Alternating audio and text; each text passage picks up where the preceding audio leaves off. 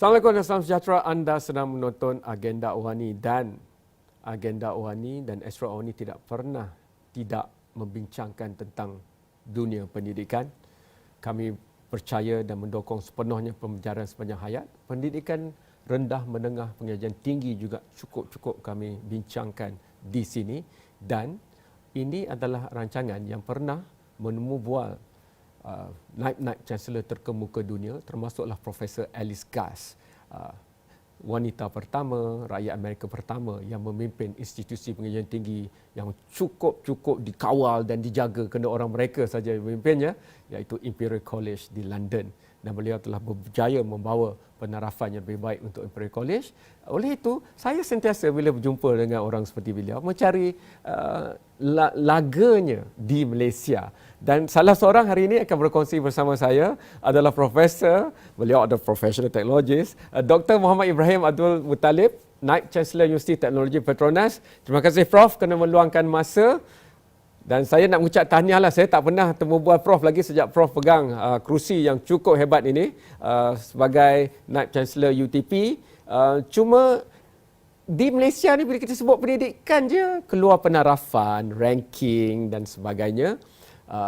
Tidaklah bermakna itu tak bagus, dan yang bagusnya di tahun yang cukup mencabar dengan era pandemik ini, laporan yang terbaru mendapati bahawa dalam QS World University Ranking penarafan Quacquarelli Simmons itu, di Asia 10 universiti tempatan 7 IPTA awam dan 3 IPTS ataupun swasta for the first time, buat kali pertama dalam 110 universiti terbaik Asia. Jadi negara meningkat dalam lonjakan itu, dan tentunya antara yang membawa obor itu untuk yang swasta dari Malaysia itu adalah UTP, Universiti Teknologi Petronas, yang kini berada pada kedudukan 70 berbanding 82 tahun lepas. Kalau dapat bonus, saya rasa banyak mereka ni.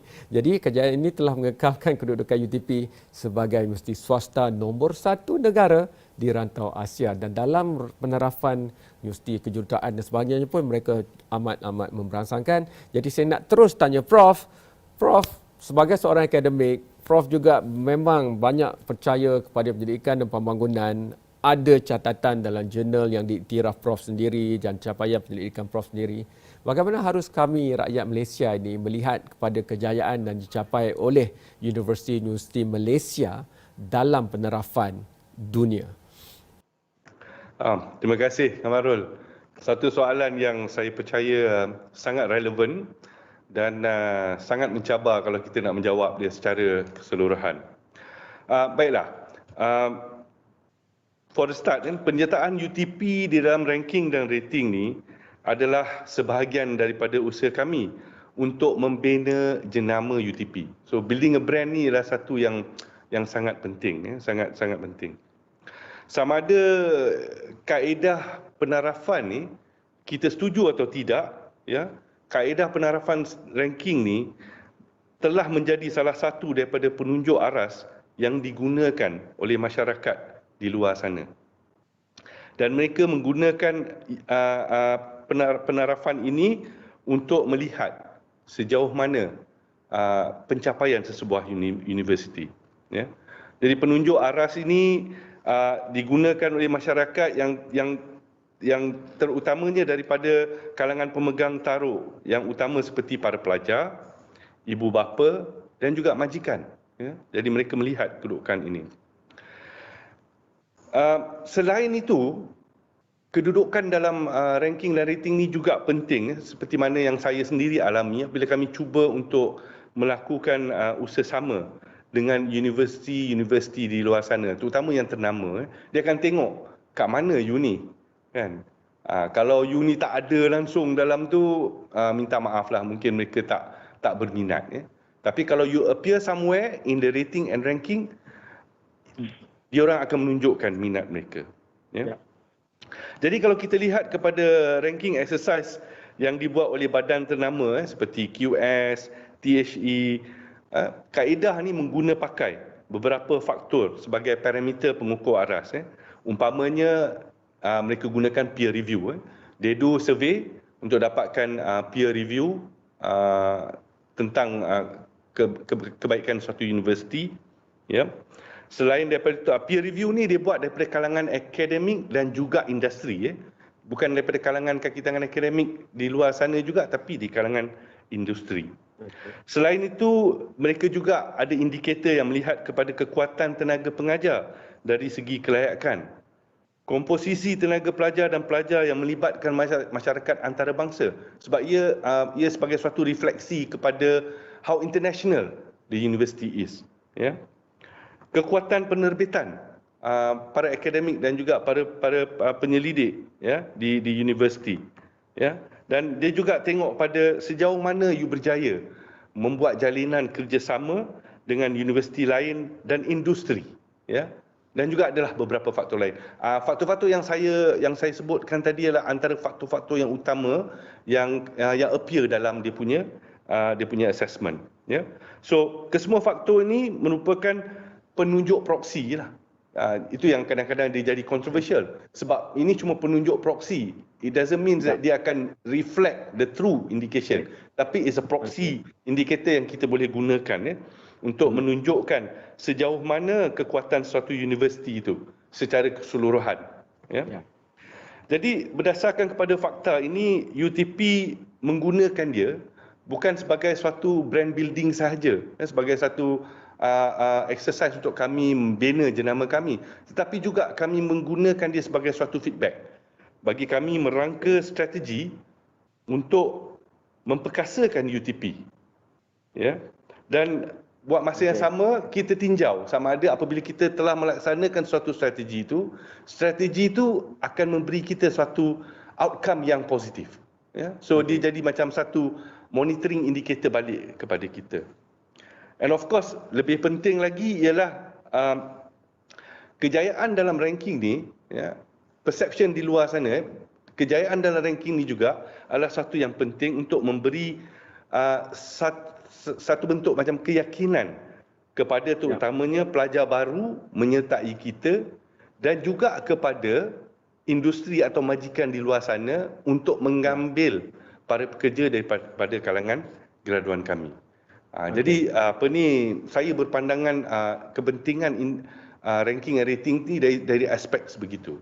UTP kita bangga dia adalah universiti untuk Malaysia, tetapi dia berada di lokasi di utara, dan baru-baru ini bila gempar kata ada trilion dolar galian di kawasan utara, tentunya antara universiti kedutaan dalam bidang pengajian mineral dan sebagainya adalah UTP. Dan kita tahu relevannya UTP kepada petroleum tentunya, kerana itu kekuatan tegar Petronas misalnya. Tetapi semua itu kadang-kadang kita tak nampak dekat penarafan kerana kita lihat ada pihak-pihak yang mengejar penarafan itu jauh daripada bidang kekuatan yang mereka ada, misalnya Prof. Baik, you are right, Kamarul, in the sense that kalau kita tengok penarafan ni, kalau kita salah guna penarafan ni, kita boleh manipulate. Itu pada pandangan saya. I may not be right, tapi saya rasa kalau kita kejar pada penarafan sahaja, we can manipulate it in a way. Tapi dalam kes UTP kami tidak berpandangan begitu. Pada kami penarafan ni adalah sebagai suatu outcome yang macam confirm kepada usaha-usaha kita dalam perkasakan universiti. So we look it more from the angle of outcome. Yes, we want to place ourselves very good in that position, tapi kita tak naklah orang kata do it purposely just untuk kejar penarafan sahaja. Ya. Jadi kita guna penarafan ni lebih kepada sebagai benchmark untuk kita perkasakan universiti. In fact, macam saya cakapkan tadi, Kamarul, kalau you tengok, terdapat inkonsistensi dalam penarafan even QS sendiri. Kalau kita tengok QS Asia dengan QS World, ya, ada universiti yang ada kalanya dia berada di atas dan ada kalanya dia berada di bawah. Begitu juga kalau kita tengok THE for that matter, ya. Jadi ada slight inkonsistensi. Universiti tu ada, tapi dari segi position tu dia ada slight inkonsistensi. Now, sebab inkonsistensi itu adalah berpunca kepada faktor-faktor yang digunakan. Ya, QS Asia dengan QS World pun dia tak gunakan semua faktor dalam QS Asia sama dengan QS World. Dia tak sama. Jadi bila indikator tu dia berbeza sedikit, ada perbezaan. Jadi dari segi pengiraan markah untuk menentukan kedudukan tu juga tak sama. Ya, tak sama. Okey. Dari sebab itulah kita nampak terdapat inkonsistensi, dan kadang-kadang kalau you tengok kebanyakan universiti ni dia suka tengok kepada mana yang berpihak pada dia. Jadi bila dia berbuat satu claim tu lebih pihak pada dia. Tapi UTP tidak berpandangan begitu, ya. Kalau kita lihat UTP ni, kami daripada dulu lagi bila kita tengok dari segi penarafan rating atau ranking ni, kita tengok secara keseluruhan.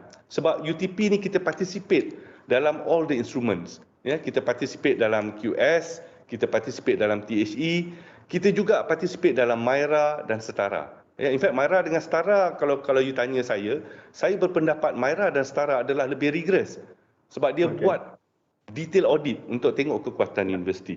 So UTP ni kita tengok pada keseluruhan pencapaian kita dalam instrumen yang mengukur kepada rating dan ranking ni. Dan alhamdulillah saya berani katakan setakat ini UTP dah perform very well, reasonably well in all the instruments. Yang mana atas dasar itulah maka kami berpandangan dan berpendapat bahawa UTP merupakan universiti swasta terbaik di Malaysia. So that is my point of view. Kalau untuk Petronas dan Universiti Teknologi Petronas, tentunya ada persepsi bahawa universiti ini kejuruteraan. Universiti ini pelombongan mineral dan sebagainya. Mungkin saya beri peluang kepada Prof untuk masukkan sikit di situ. Mungkin ada pelbagai perkara yang dah berlaku yang mungkin penarafan tidak juga boleh memberikan seluruh gambarannya. Bagaimana Prof mahu rakyat Malaysia, terutama ibu bapa dan pelajar, melihat pada apa kekuatan dan sumbangan yang ada pada Universiti Teknologi Petronas kini? Okey, terima kasih for leading me to that.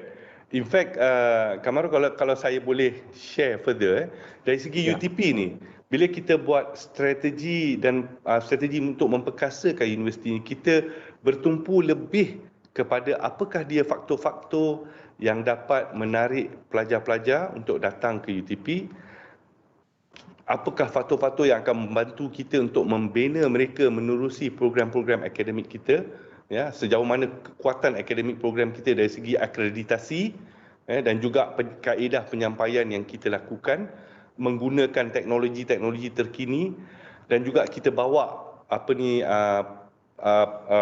pemain-pemain industri yang berpengalaman untuk membantu kita dalam membimbing dan membina para pelajar ini untuk menjadi suatu graduan yang kita term sebagai serba boleh dan juga mempunyai global view, ya, mempunyai pandangan global. Selain itu juga sekarang ni yang lebih penting lagi, pelajar-pelajar ni ditekankan juga aspek kehidupan di dalam universiti.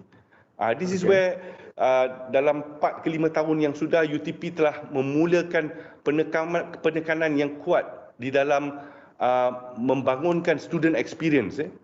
Student experience ni involve bagaimana kehidupan mereka di universiti, how exciting it is, ya. Interaction dia dengan academic staff, interaction dia among peer, apa dia aktiviti-aktiviti club yang dilakukan, to the extent that ada tak dia mempunyai opportunity untuk pergi ke luar negara sebagai suatu bentuk exposure untuk memperkasakan, membina mereka dengan lebih baik, ya. Dan juga dari segi pembinaan values, sasiah yang baik pada diri mereka. Kami telah introduce apa yang kami term sebagai, kita panggil COIR lah, daripada perkataan Arab kan, untuk sebenarnya dia gabungan daripada beberapa unsur diri yang baik, sasiah yang baik untuk mereka, macam accountability, collegiality, trustworthy, benda yang sebegini, yang integrity, benda yang penting untuk mereka menjadi seorang yang bukan saja sebagai seorang profesional yang berjaya, tapi juga mempunyai integriti yang tinggi. Jadi kita berpaksikan kepada daripada target yang sebegini, kita telah membina strategi-strategi dan juga implementasi-implementasi yang membantu UTP untuk melaksanakan, ya, program-program yang efektif yang dapat membina pelajar. Saya pun nak Google lah tengok pelajar tua boleh masuk tak. Tapi sebelum itu, Prof, boleh. Kita ada masters program online distance learning. tapi ada persepsi, Prof, yang macam juga menara berkembar tertinggi dunia KLCC itu susah nak masuk ke UTP ni persepsinya. Kalau tak dapat 4 flat ke, kalau tak dapat semua A atau A campur ke, A plus atau student terbaik, pelajar terbaik lah, tak bolehlah mengidam nak masuk UTP. Prof cuba jelaskan perkara ini kepada kami. Okey, benda tu sebenarnya, Kamarul, benda tu pada awal penubuhan Universiti Teknologi Petronas ni, ketika itu kebanyakan pelajar kami ni adalah ditaja, ditaja oleh Petronas, oleh badan-badan berkanun lain, dan sebenarnya spesifikasi yang tinggi ini diletakkan oleh penaja-penaja ni sebab mereka mahu pelajar-pelajar yang betul-betul bagus. Jadi disebabkan ketika itu, ketika di awal permulaan kami ditubuhkan, kami mendapat pelajar-pelajar yang ditaja. Dengan sebab itu memang pelajar-pelajar ni dia punya result tu memang excellent lah, memang bagus lah. Kan? Yang memang kami we were aware of it, kami perasan berkenaan dengan benda ini, tapi as we go along, right, kita dapati bahawa penajaan ini semakin berkurangan, ya. UTP ni kalau ikut kami punya syarat running of program ni yang kita declare dengan dengan badan akreditasi, ya. Syarat kemasukan UTP ni taklah seperti yang persepsi di luar sana. Ya. Maknanya kita akan ambil pelajar selama dia memenuhi kriteria yang diberi berdasarkan kepada badan-badan akreditasi di luar sana. Jadi maknanya Kamarul, persepsi ni sekarang ni taklah betul. Ya, sekarang ni kami telah mula membetulkan persepsi ni, kami telah mula mendapat para pelajar yang bukan kata diorang ni lemah, tidak, tapi mereka masih memenuhi keperluan untuk kemasukan ni. Ya, pasal dulu kita main kota, jadi kota tu dia tengok masa tu kan. Jadi sekarang ni tapi sungguh pun mungkin kalau kita lihat kebanyakan orang berpandangan mungkin dari segi kualiti pengambilan tu dah turun sedikit, tapi kami percaya dengan kekuatan program akademik yang telah kami bina selama beberapa tahun kami ditubuhkan, dengan kekuatan para akademik kami bersama-sama dengan berserta dengan kemudahan state of the art equipment yang kita ada, facilities dari segi academic delivery dan juga experiments yang pelajar-pelajar buat, dan juga opportunity untuk mereka bersama dengan industri, membuat latihan industri dalam jangka masa yang lebih panjang, 7 bulan. We are the only university in Malaysia yang buat 7 ke 8 bulan latihan industri, dan ini sangat penting dalam membina pelajar-pelajar tu. Dan kami juga dapati selepas pelajar-pelajar tu balik daripada latihan industri, mereka menjadi seorang yang lebih mature, ya, dan lebih berfikiran terbuka, ya. So the whole lot of this combined, ya.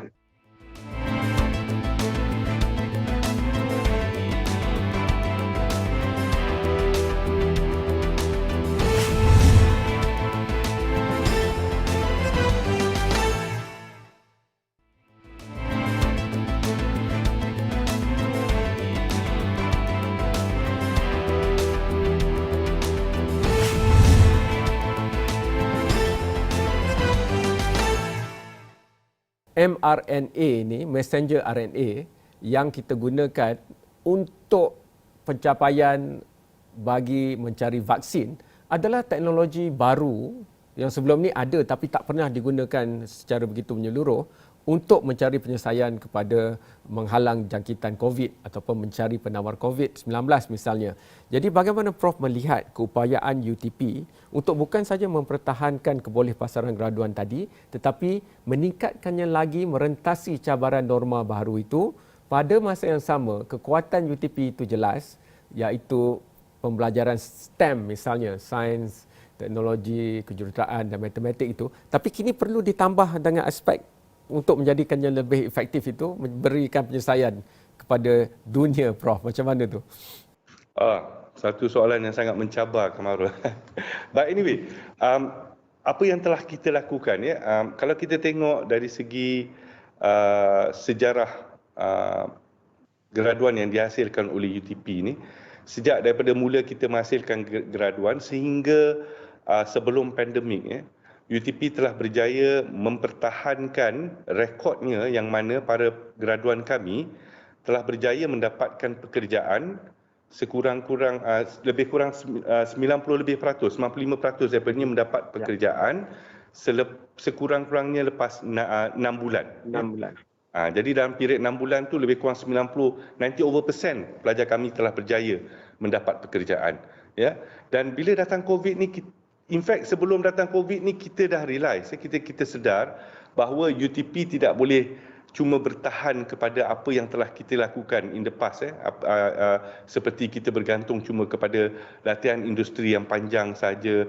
Atas sebab itulah maka UTP mengorak langkah untuk mengambil student experience ni sebagai satu implementasi baru kami yang kami perkasakan bagi membina para pelajar kita, para pelajar UTP supaya mereka menjadi graduan yang serba boleh dengan lebih kuat lagi, dari segi kebolehan untuk mereka berinteraksi, kebolehan untuk mereka buat business plan.